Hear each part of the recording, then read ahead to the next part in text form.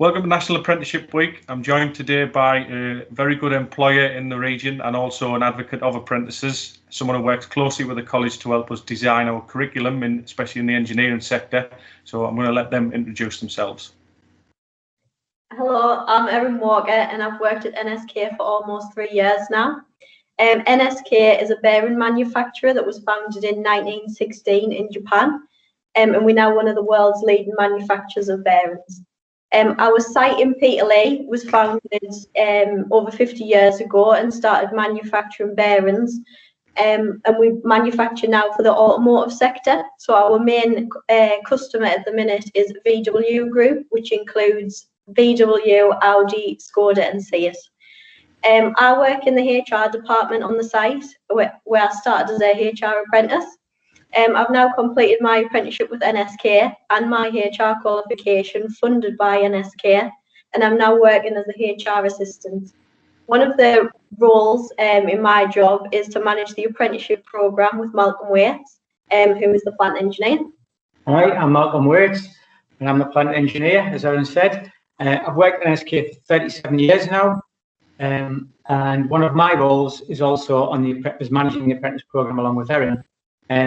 I'm here hopefully to give you a bit of background in what we do within our apprentice programme. Thanks for that. Just before we start really about the questions about apprenticeships, can you just give us an overview of what's currently going on in the sector that NSK works in? Yeah, the world at the moment, it's an ever-changing place at the moment. You know, we've got Brexit came along and then COVID. Prior to Brexit, we had a lot of concerns within the business.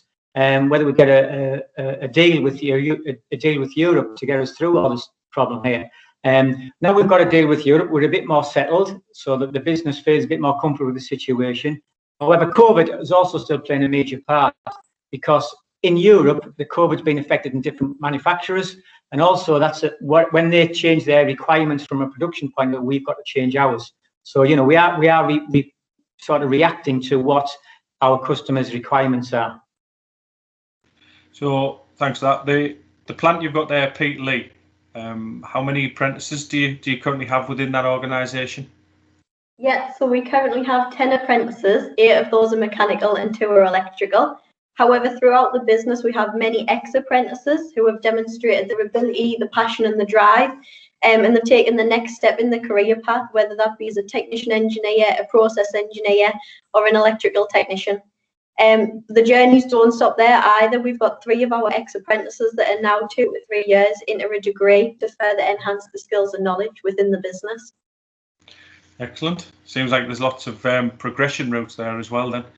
Yeah. So when it comes down to, for instance, I'm somebody who wants to be an apprentice, what's your recruitment process like? And when you're doing that recruitment process, what do you look for in somebody that really stands out? I think the first thing is NSK.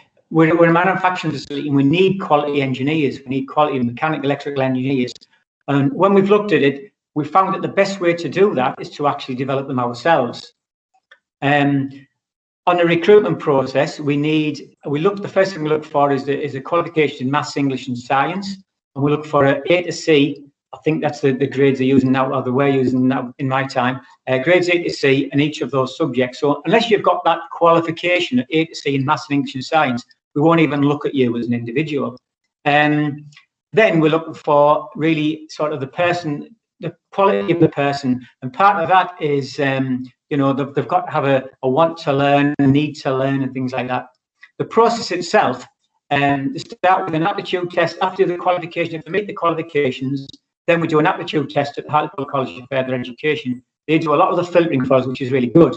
And the second stage would be a 10-minute short interview with the individuals. So that would be a very, very quick 10 minutes where they've got to sort of sell themselves to us. The next stage would be a stage 3, I would call it. It's more of a 30-minute interview with a group of people, some of our lead engineers, and that would also include a tour of the facility. And then stage 4 would be a job offer with the parents or guardian, and that would again include, we try to bring the parents in so they understand where the individuals are coming to. We even show the parents around the plant at the same time. So I've gone through that process. I've been fortunate enough to be offered the job. I start on day 1. What does that training look like for me from day 1 as a first year apprentice, say from a mechanical apprentice? what am I doing from day one to finishing the apprenticeship?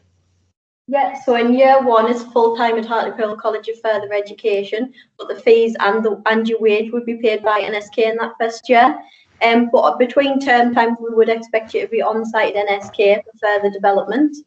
Year 2 and 3 is a 1-day release to Hartlepool College, and then it will be followed by 4 days on site. During this time, there will be a department rotation system that would occur, and that's an 18-week placement in each department within the business. And this gives you an overview of how the business works and how the projects start and then end. And then in year 4, a placement would be into a department, where the apprentice will then specialise the skills with a view to then be employed into that area at the end of their apprenticeship. Great stuff. Sounds exciting. I might apply next time you have a vacancy.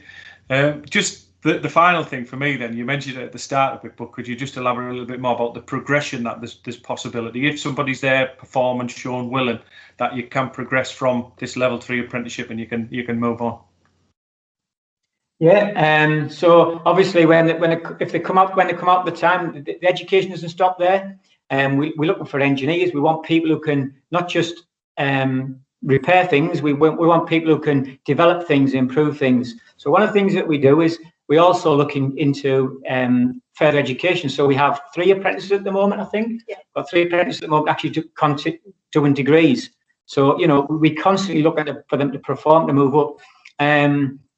Future managers, future plant directors, it's an open book, and it's how their capabilities, their drive, their wants, their determination, and we will give them the opportunity to develop further as well. Right, thanks for that. It's music to I suppose a prospective apprentices' ears. So really thankful of your time, and really appreciate it. And thanks for all of the work you do with the college. Thanks a lot. No problem. Thank you. Bye bye.